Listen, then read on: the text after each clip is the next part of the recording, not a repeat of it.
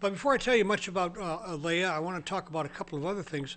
Let me first tell you about next week's guest, and then I'll get into a little bit about the Spiritual Broadcasting Network. I have Annie Burnside, who wrote Soul to Soul Parenting, which is it's just a really superb book on how to. It's a great guide on how to raise your children in a spiritual home, in a spiritual manner. Uh, a great read, going to be a great guest next week, so be sure and join us next week. Now, let me tell you a little bit about the Spiritual But Not Religious show. I had an interesting thing happen this past week, actually, last 10 days, I guess. Uh, the Daily Record up in New Jersey, which is a Gannett newspaper, contacted me and did an interview with me about spiritual but not religious. They ran a big article on the spiritual but not religious community. And they're beginning to see how large this community is. You know, we've been doing this for actually the show itself for better than a year now. And our whole purpose is to help bring the voices of that spiritual but not religious community to you. You know, part of the problem, not problem, part of the challenge is that when you're spiritual but not religious, you tend oftentimes not to go to a church. You have no real community that you get involved with. And so there's no real place that you have a voice.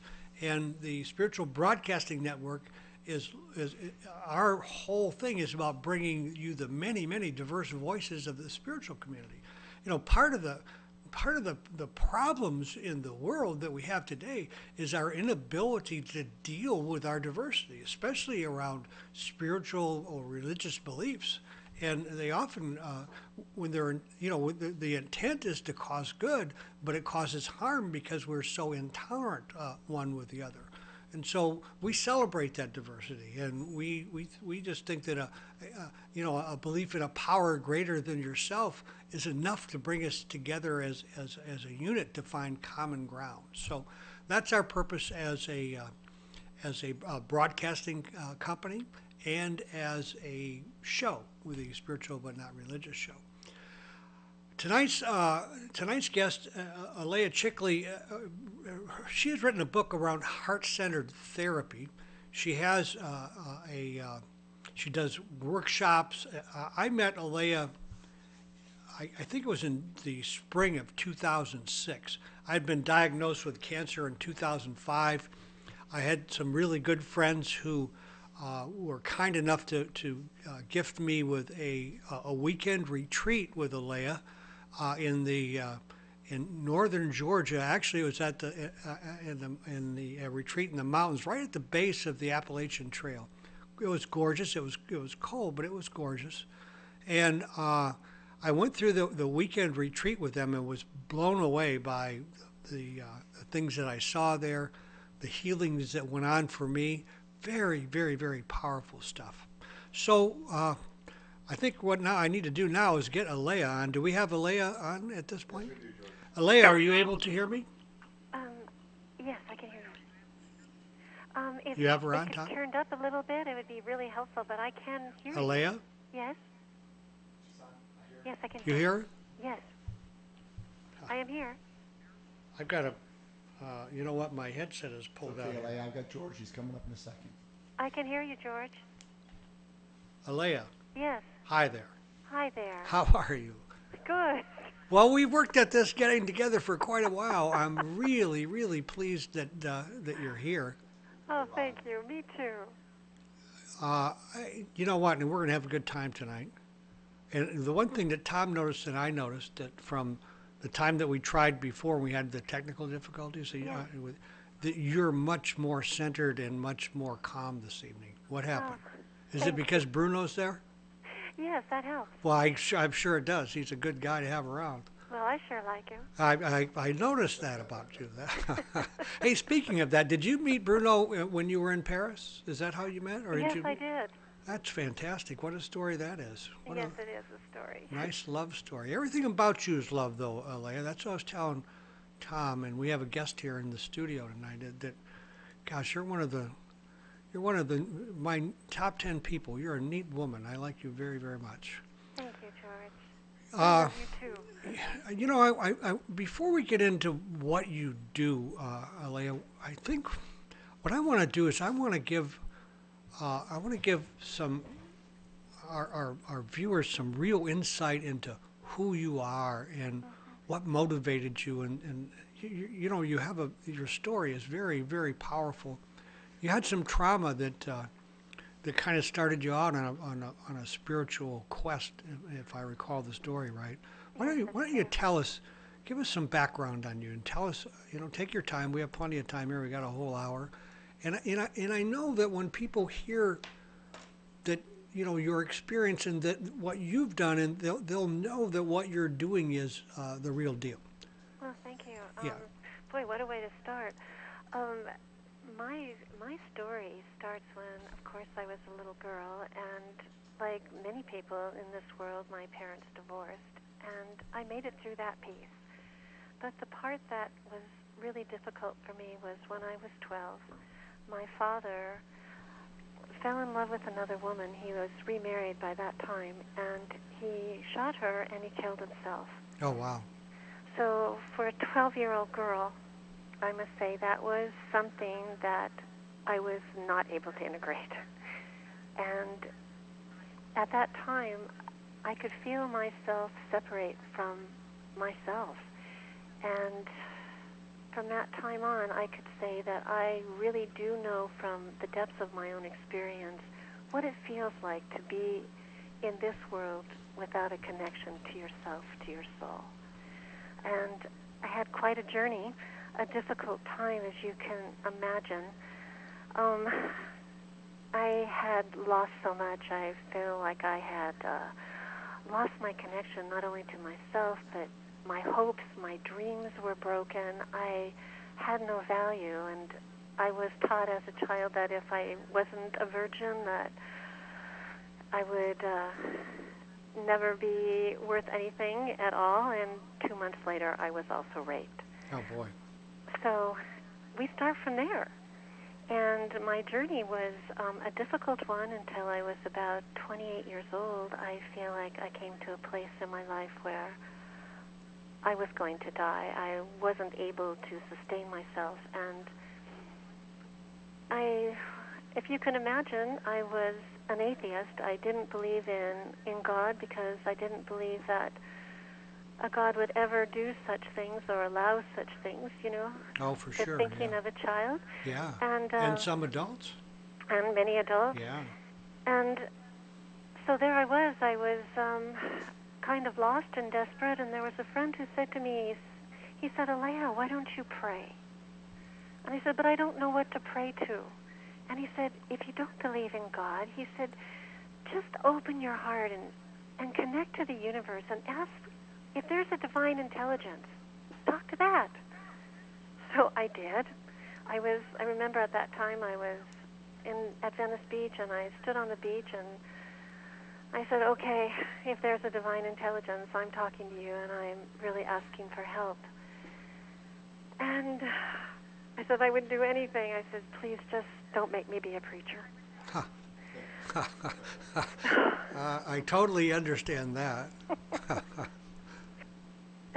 So what I did was that I just pretty much held on, and I got a phone call the next day from a woman who I hadn't heard from in 3 years, and she had a sense of me and called and asked me what was wrong, and she was a mystic and a psychic, and she said not to worry, that I was to do a prayer and to ask for Jesus to cleanse my body, mind, and soul. And what I had to do was get some bath salts and to put them in the tub, put them around the tub, and find a Bible, and these were brand new things for me. And Yeah. I did just what she said, and I did pray, and in that bathtub, George, there was that moment when I realized I had washed every part of myself but my head, and I took that washcloth and put it over the top of my head, and there was a light that shot through me that was so powerful, it knocked me against the bathtub. Oh, wow. Powerful spiritual experience. It was the most powerful experience that I have ever had to date, even still. Right. And what was so amazing was there was this incredible moment of calm. And in that moment, I knew that I was connected. I knew there was truly a God or a universal intelligence. I knew I had a soul. And I'm not really sure what happened really in that bathtub, Tom, but from that day on, I got my hope back. My dreams came back, and I knew that I would be okay and that I would be guided. And if I listened to my guidance, that I would find a way to really heal myself. What part of your being do you get that guidance? Is it in your head, in your body, in your how does that come to you? It comes in all forms. Since that day, I knew that I was also supposed to meditate, and I have become like a devoted meditator. So I get a lot of guidance in that, but sometimes it just comes spontaneously. It comes through a feeling, Right. a knowing. It's not anything that you could possibly describe, except that deep down inside, you know, from such a deep place, that this is so for you, or you're supposed to do something, or you're supposed to go somewhere. Do you equate that with intuition? Absolutely. Yeah, because that's where my guidance comes from, the Yes. real true guidance. Truly. And It's feelings truly are that. so important to that. Yes. Oh my goodness, the feelings. And really being connected in your heart and trusting your heart. Yeah. I know from that time, George, it was pretty interesting because I knew I was not only supposed to meditate, but I really at that time I got guidance that I wasn't to read newspapers, and just to listen to music without words, so that I could start to learn how to listen to the voice within me and not to be distracted from the outside. And I know that because I took that very seriously, and I just love to meditate. Hours a day. I have gotten all the information that I've needed and the direction a lot through just sitting. It's amazing what sitting will do. You and I have, our stories really are very parallel in so many ways, and meditation is a big part of my life. We're lucky, aren't we? Oh, we're blessed, totally. I'm blessed and lucky, and I'll take both. Yeah, absolutely.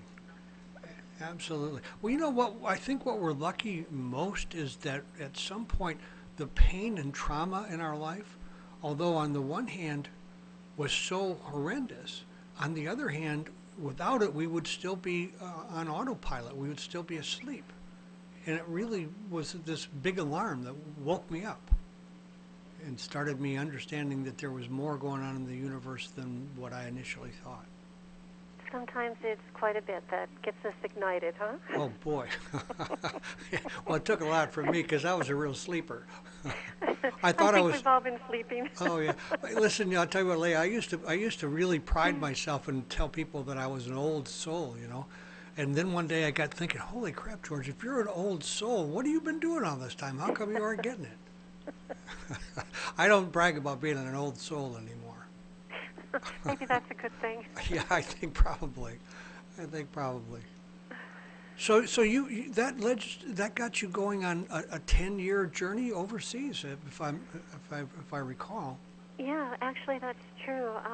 It pretty much started when I met a man who I really entrusted my learning to. He was brilliant. He was metaphysical. He taught me so much.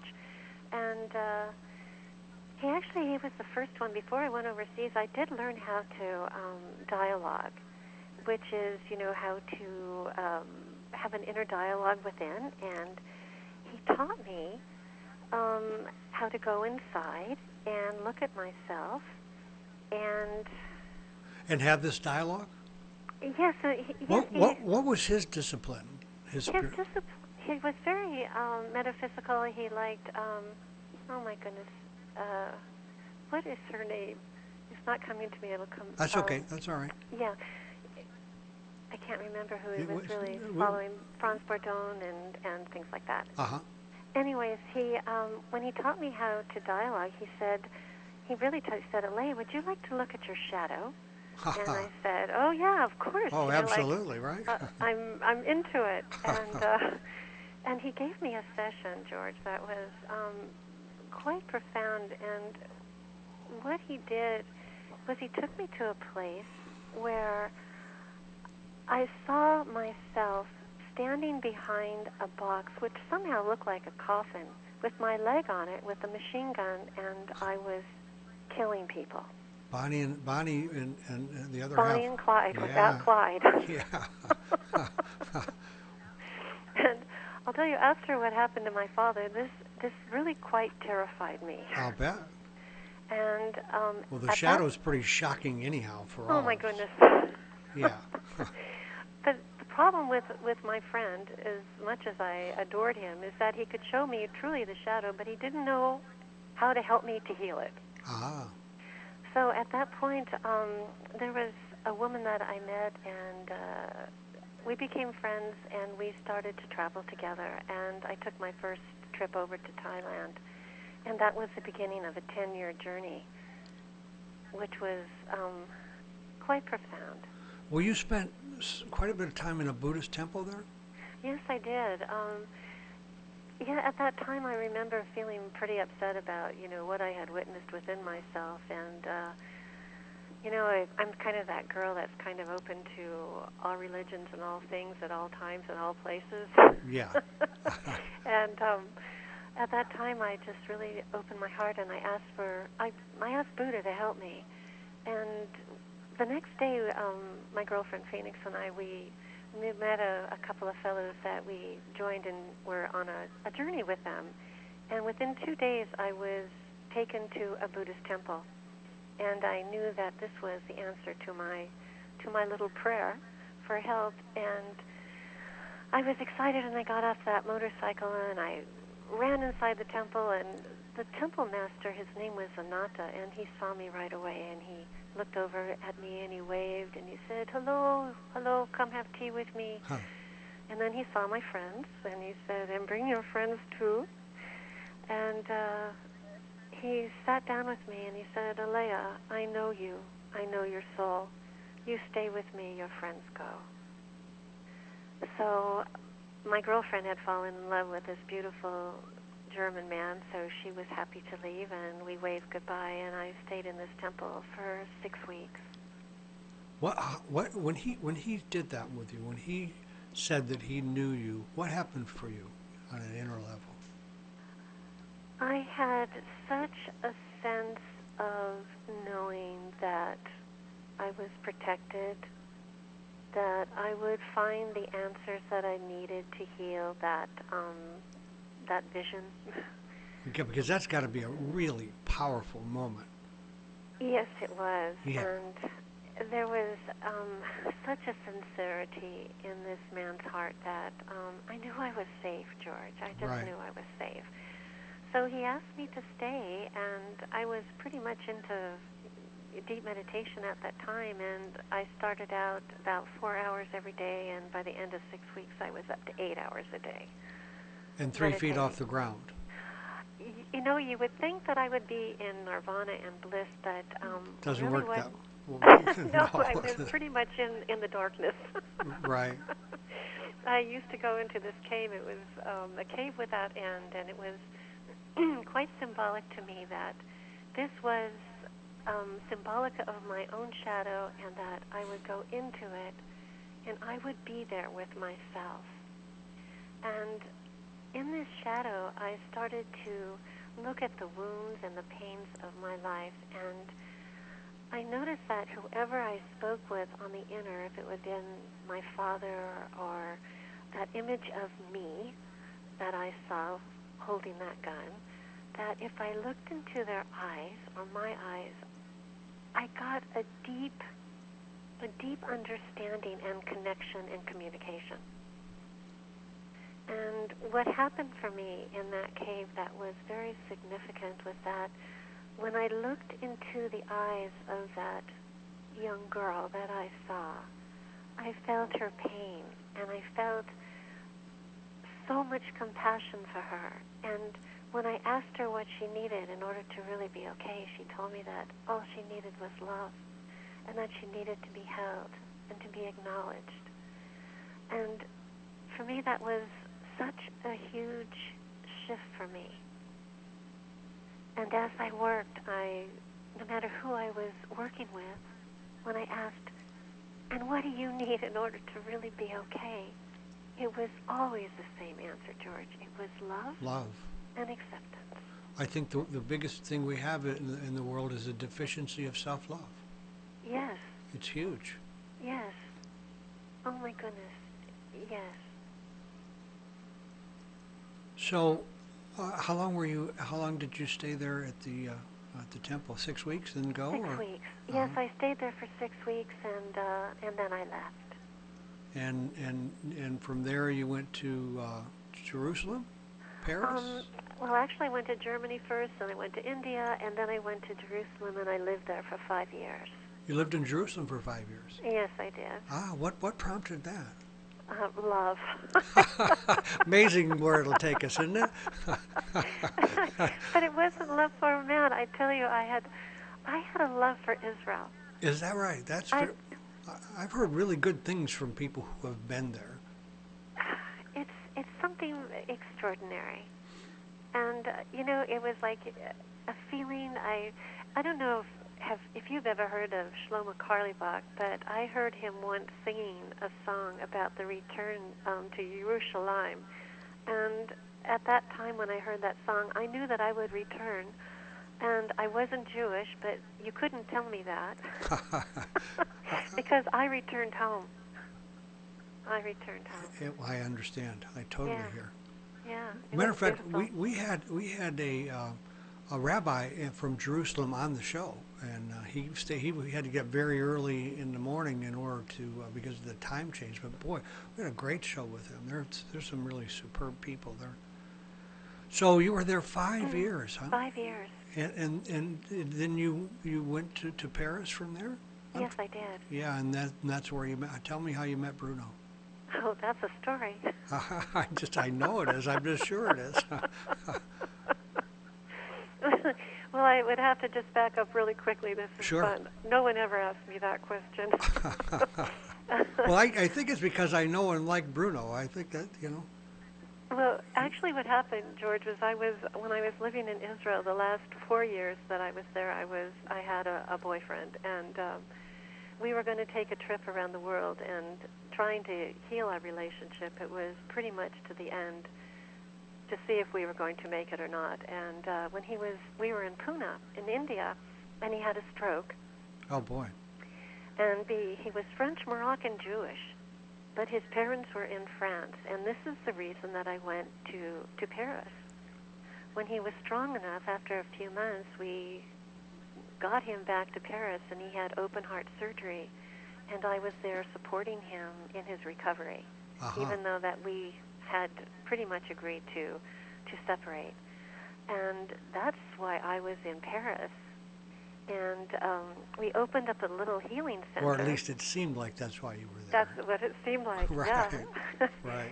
And, well, Alan had been a jeweler, but since he had lost the use of his left hand because of the stroke, he realized that he had a healing capacity. And with a couple other friends, we opened up this center, and we had an open house.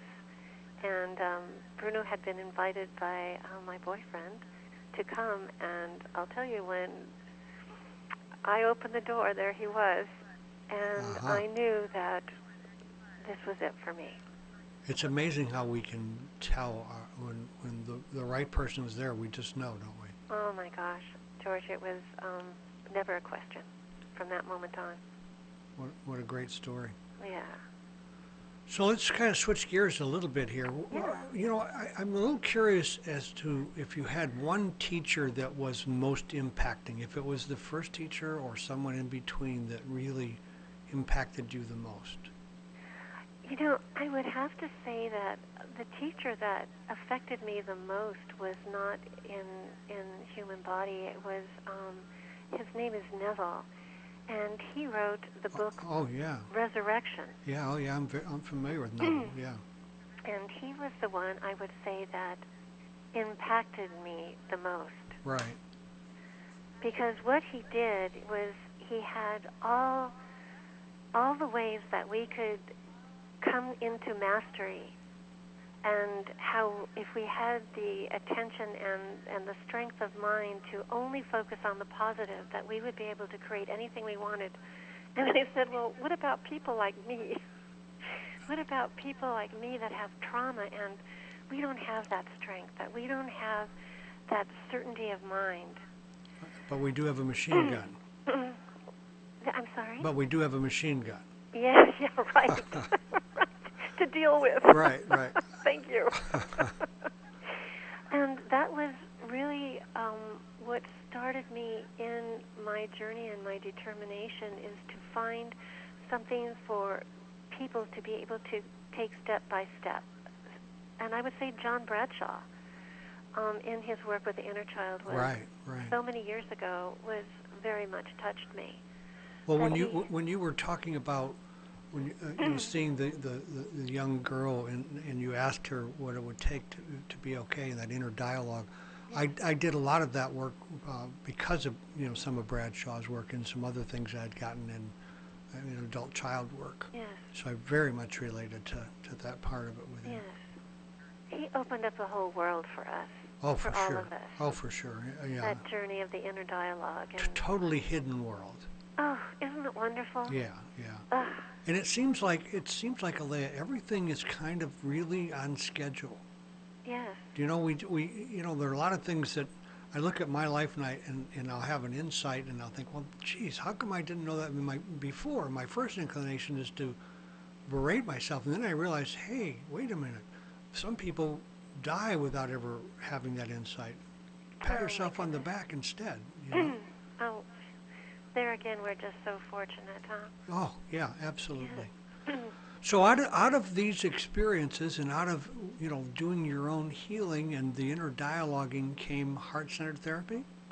Yes, and it worked on such a simple premise that you could connect to your heart, and then you could go into a dialogue within yourself, exploring your feelings, and come to resolution about things very simply, without making it really complicated, without trying to think it through or analyze it or dissect it. But the heart is so different than the mind, and it really takes you on a different journey. So how do you, when you talk about the heart and versus the mind, how does a person go from being in their mind, traveling that distance so that they can be in their heart, especially when you're talking about a dialogue? Because I think the first thing that that we do is we're so up here in our head. That's where we just want to go with everything. That's true. Is there a process that you can use? I mean, does that come easy for everyone? Is it hard for some people? How does that work? Well, in when I'm sharing my work, what I like to do is have people have the experience of really feeling what it is when someone is in their heart. Like you can feel right now, I'm in my heart. Absolutely. And it's like a long wave, isn't it? It's long and soft, and the body gets soft, and you feel kind of cushy and fluid, relaxed, open, and this is the place where we can connect, right? So from here, would you say that you're listening to my voice from your heart? I am at this point. I wasn't before. Because I'm really focusing. You just took me there. Yeah. So I'm here, and what happens if in our culture we're more mental, and when we start talking, usually I'm going to start coming out of my heart now, and I'm going to really go up into my mind, and all of a sudden I'm in this place where I'm now pretty much about 90% in my head. Yeah, and I just went with you, and I feel it in my body. Isn't Yeah. that amazing? Oh yeah, I feel it in my body because I did go with you into the heart, and it's just a whole different place. So it's quite amazing. So from this place, when we're in our head, we can talk to each other, but we'll never be able to have that connection that we have in our heart, No, right? no, exactly. And so what I do is I help people to have an experience, like if anybody wanted to follow along with this, from the mind, as I hold a space for you to be in your head, George, I could ask you. So, Well, why don't we do this? Why don't you take me into my heart a bit, and let's let the folks out there watching, let them kind of like follow along, see if they can't feel what I felt. okay, let me do this first, and then I'll take you back down, Great. because that'll be fun, all right? Then Yeah. we can get even more contrast, All right, great. okay? Yeah. So we're up in our head, and if you ask your mind, or your head, what do you need in order to be safe in this world? Money. Okay. That's the first thing that comes to mind. What else? Power. Power. Yes. What else do you need? That'll do. Money and power. I don't need a machine gun. I'll hire that. So money and power. So many people also, they might say, I need a house, I need walls, I need a fence, I need protection, right? There's things that Right. each person needs. But if you start to relax, and we're going to go back down into our heart again. All right? So when we're in our heart, you'll just notice that there's a softening again and a deepening of your breath, that the wave becomes longer.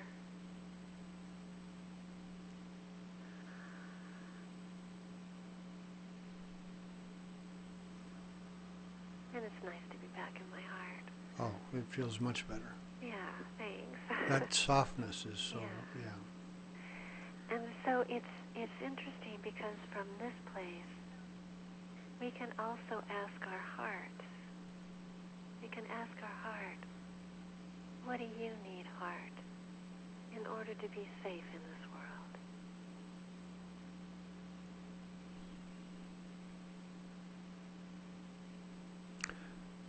The answer I get is, it's I'm fine.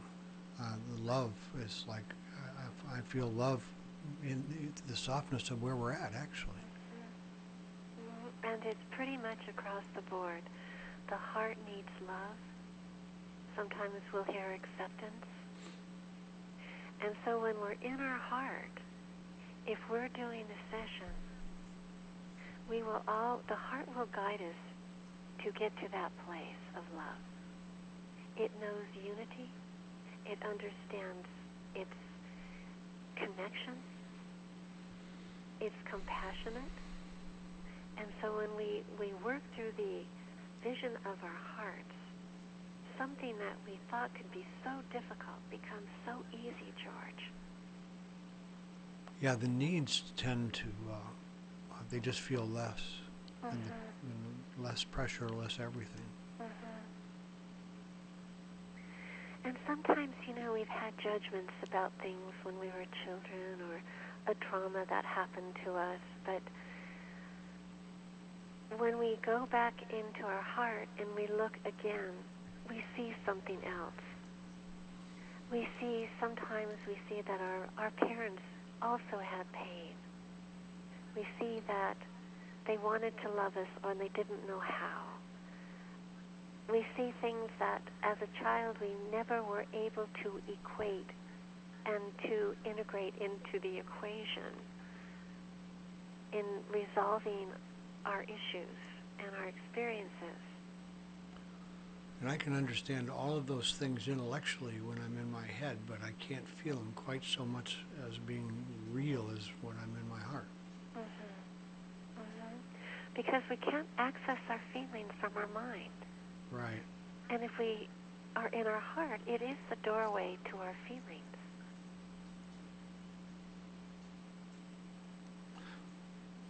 The heart is kind of the emotional body, isn't it? The seat of that? Yes, it is. Absolutely. It's our deepest connection. So if we go back in time and we entrust the experience to our heart, it's going to be totally different. than if we did it from our mind. And I've experienced this at at a retreat with you up in Georgia, and so I know the feeling well. For our audience, excuse me, what do you do when you take someone, you get them back into their heart? What's the process at that point? How does this empower people? Well, the process starts when we'll talk about one at a time. The empowerment. Right.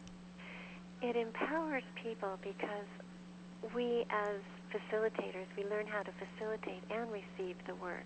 As a facilitator, the only job we have is to stay present in our heart and to hold a space of love so that the person feels safe enough that they can enter into areas that maybe they have not entered for a long time.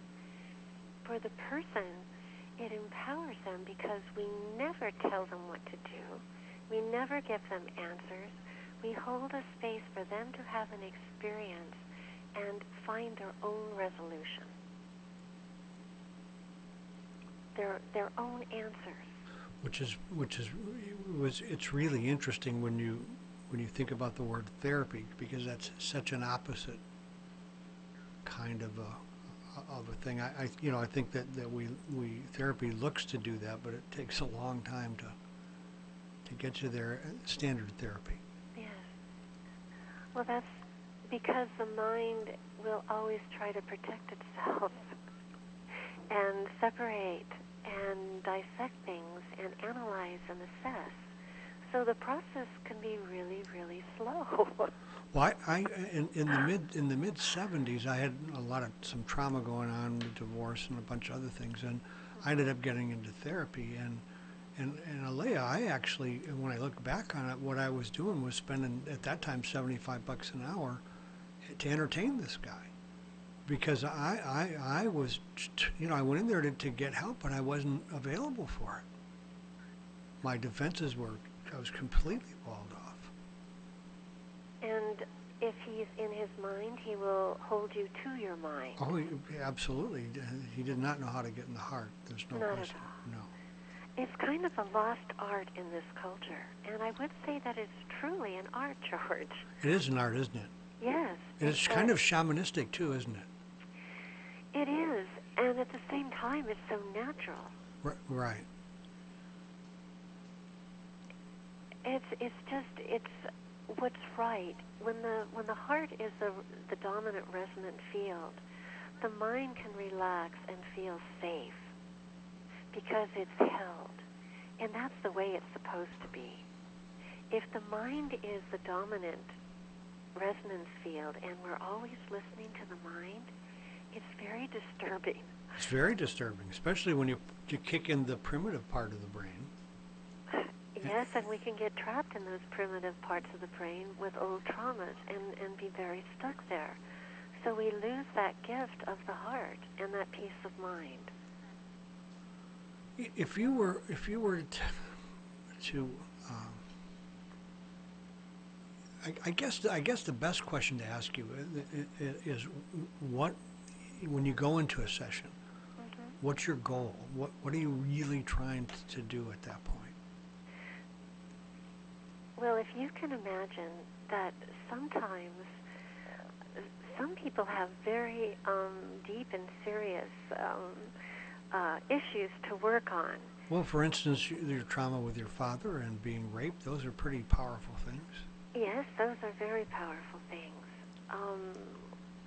I have done a lot of work with the man who did rape me, and it comes to a time when this is where the power of looking into someone's eyes is so helpful.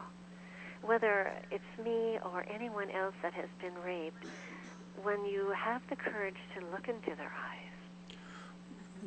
Alaya, when you say look into their eyes, are you talking about on the inner? On the inner, correct. Yes, an imaginary level. Right. Because we can see those things. Right.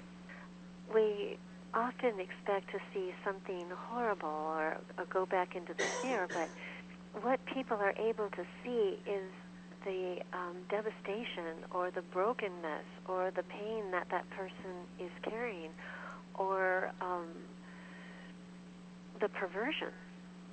And if you look at these energies and these emotions, you can, if you look deeper, you can see that they actually carry them someplace in their bodies. Say they could be in their throat, it could be in their heart, in their stomach, in their head.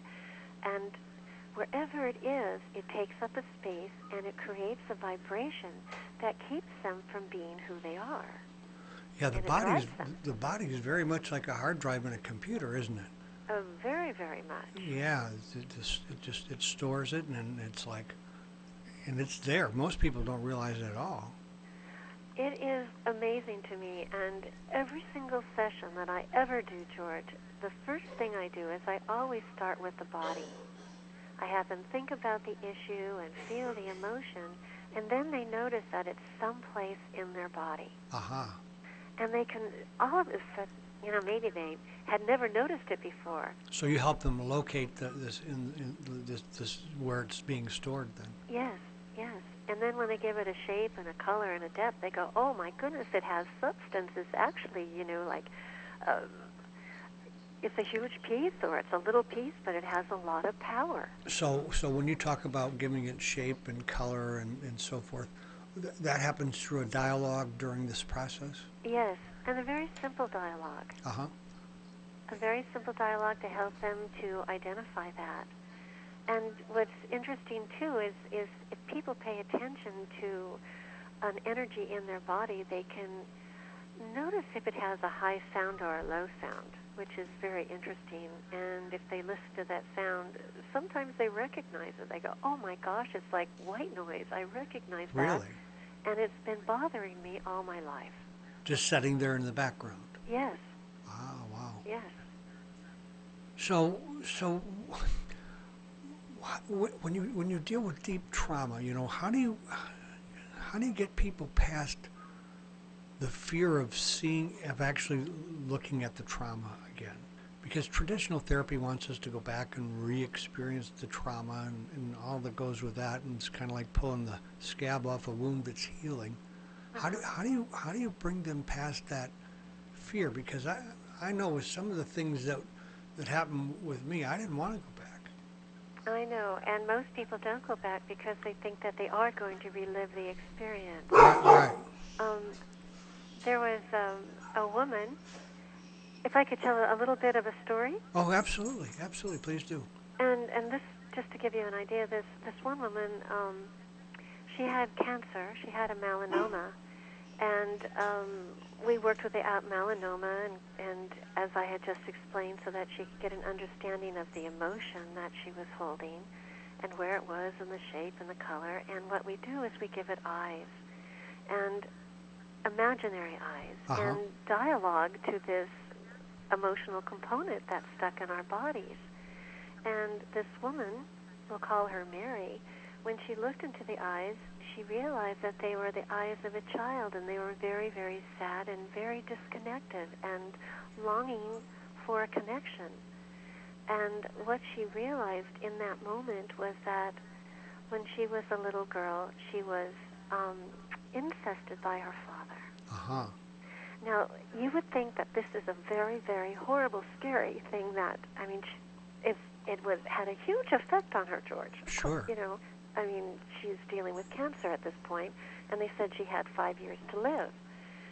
So instead of, at this point when she told me that she was incested by her father, she trusted me just to go back to that time and connect with her father and to look into his eyes, and she could see perversion there. And I helped her to see where he was holding that in his body and how it affected him. I'm sure, huh? It was a horrible sound, a horrible effect. And what I had her do is, I asked her, I said, who is your father without this? If we could imagine that we can take this energy and just set it aside, who is he? And she looked into his eyes and she started to cry. And she said, he's a beautiful man. That's my father. So does this this energy, this perversion that you saw in him, what were we seeing? The shadow? You could say that it's shadow, yes, but it's the energy that it was a family lineage thing that he took on this energy, and it was pretty much passed on through the family. So this is an ancestral kind of thing. Yes, most everything is ancestral. It doesn't usually start with us or our families. It goes back to our grandparents and their grandparents. Sometimes. And the abused becomes the abuser, and Yes. and Yes. just keeps going on down the line, doesn't it? Yes, it does. So you have a name for this. I think if I recall, you call it a spiritual virus. Yes, we called it yes, a SE spiritual virus? emotional virus. Yeah, Yes. SE virus. Yes. And so you've discovered this virus, and you know what do you do with the virus? I mean, how do you deal with that? Well, often when we're doing with that, we didn't talk about the spiritual component. But Well, let's do that first then, and then we'll come yes, back to that question. yeah.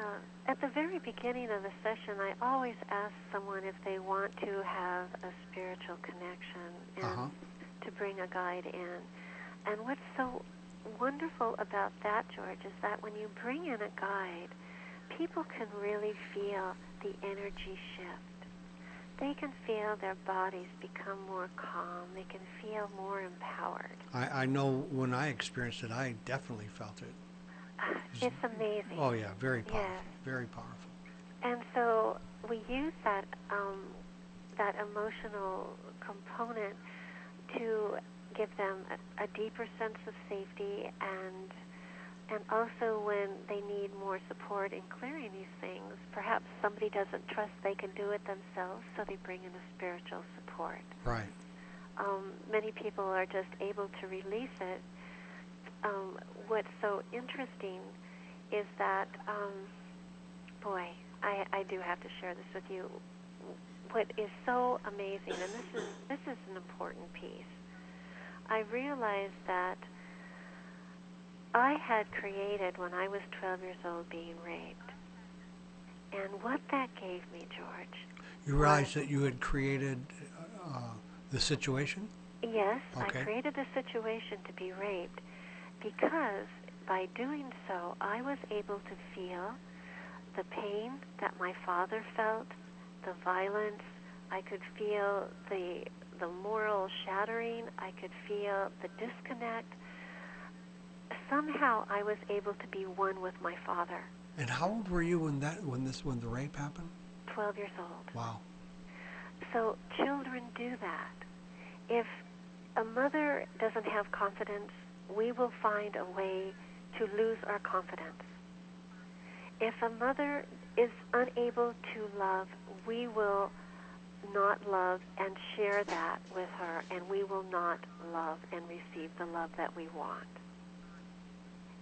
It's amazing that we will do anything to be at one with our parents, because that keeps us at one in the same tone or in the same sound or frequency with the family, so that we can exist together. That's amazing, isn't it? It's amazing. I want to suggest, I told you we would have a good time here, and this would go quickly tonight for sure, and that's what's happened. But we've got about 6-7 minutes left, and what I want you to be able to do is try and capsulize this, because I know I know we're not going to cover nearly as much as I wanted to cover with you tonight, but I don't want to lose too much. And I'll tell you what, if we go over a bit and we need to go over, I'm willing to do that too. So why don't you just tell us what you need to say from this point? Okay. So at some point, it's like sometimes we don't want to let go because our parents are holding something, and that would mean that we're free and they're not. Mm-hmm.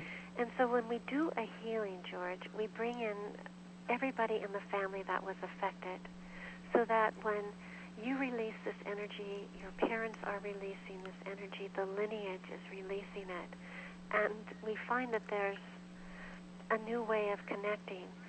We have bonded in suffering, and we have the opportunity to turn it all around in bond in love. which the whole world needs. Oh, it's amazing. Well, I just want to interrupt for just 1 second, and that is, one of the things that I see you doing, Alaya, one person at a time, is helping this transformation that I believe is going on by bringing people into this love space in their own body and dealing with these things so that we can actually get there. And I want you to know I admire what you do. Thank you. Yeah.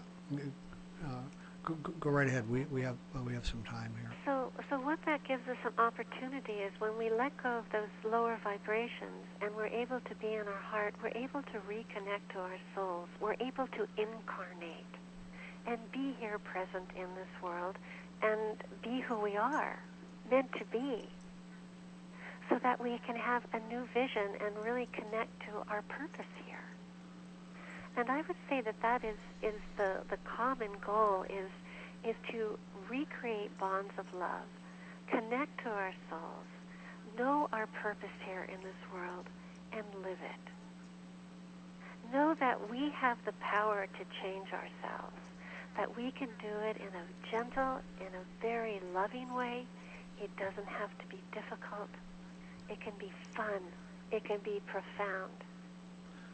And I think that's hugely important for people to come to understand that it doesn't have to be painful and drudgery and all the terrible things we think. No. We've already done the hard part. Yeah, boy, that's for sure, isn't it?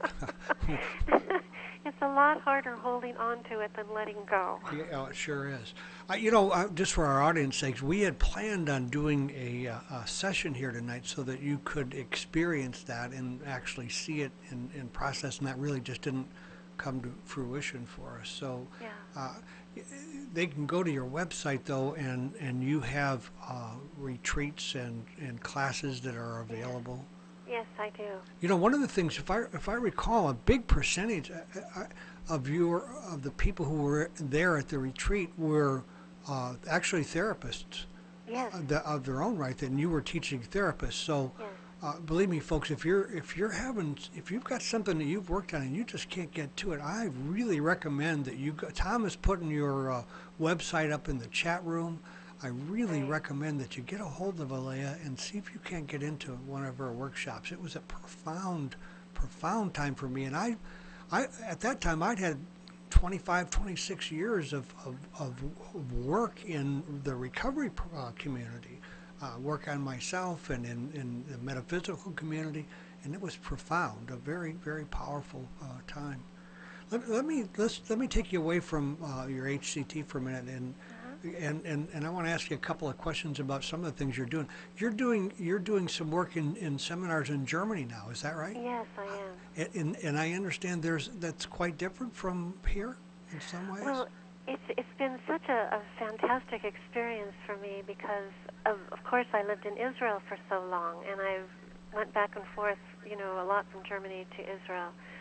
And working with the German people, what I'm working with are the grandchildren of the Nazis. So you're working around this whole Hitler thing. Wow. Yes, I am. And they're very grateful that someone is holding a safe space for them to be able to address this, to talk about it, and to do deep healing with this, George. In their sessions, the word that comes up the most is schuldig, and that's guilt. Ah. And it is such an honor for me to be able to hold their hearts and to have them help their grandparents, their mothers, and their fathers. So the people that you're talking about, are they people who were in the concentration camps, or are they people who put people? They were the Nazis, mostly Nazis. So you're talking with their family. Oh wow, that's very interesting. Oh wow. These kids, our generation are the children of the grandchildren of the Nazis. So guilt is the word that comes up the most, and they were the children of. Isn't it interesting how we pass everything along? Yes, and their issue is that they don't trust themselves to know that they can do the right thing. They have lost something so deep, and their pride, the pride of their country, their vision, and they're doing great. So it's really, touching the collective consciousness Well, plus we're still so very tribal, aren't we? Yes, we are. Boy, and that's a hard one to get past. And at some point, we're going to have to get past all of that. Yes, Bigger issue than what I know how to handle. That's for sure. yes, yes. So that's what we're doing. You know, we're healing the body. We're healing the original trauma. We're healing everyone that was affected in the trauma. We're healing the ancestors. We're healing the collective consciousness of humanity, and we are going for it. And tell us a bit. Listen, it's the logo for your Chikly Center is very very neat. Did you Assume only love? Is that one? Well, or which one? Chi? Yes. CHI. Do you call it Chi? Yes. Yeah, gee, that was what a. I mean, that played out really, really well. Tell us a bit about the Chikly Institute and what people can find there that can be helpful for them. Well, you can find my husband there, and you can find me there. Those are two very helpful things. Yes, and all our wonderful teachers, and we're just doing a wonderful job, you know, in our efforts to reach out to people, to support them in their healing, to train practitioners to be the best practitioners. We are really for excellence. Yeah, well, you know, and the other thing that I absolutely know that they will find there is two things. One, they'll find healing and love. There's just no question in my mind about that. And you know what? We are out of time. Okay, George. Thank you. It's been a pleasure to reconnect with you and Bruno. How fun. Thank you so much, George. And I love you, and I hope you have a really great next year and the rest of your life here. Matter of fact, I think the best days are ahead of us. I think so, too. Okay, tell Bruno I said hello. He's right here. I'll tell him. Okay, good night. Good night. Good night. Thank you. Boy, that was a good show, Tom. She's a special. You know, one of the things that bothers me most about doing this kind of a show is because I've experienced this. I'd like very much to be able to impart that experience somehow or other over the during the show. It's very difficult to do because it's very much an experiential thing. So I hope that that if you're troubled out there and you have some issues you have not been able to resolve, and you've been in the therapy and you've done this and that, just get a hold of the Chiklys. I know they'll help you out a lot. Remember, next week, Soul to Soul Parenting. He's a great guest. Be sure and join us next week. And in the meantime, don't forget to accentuate the positive and have a fantastic week.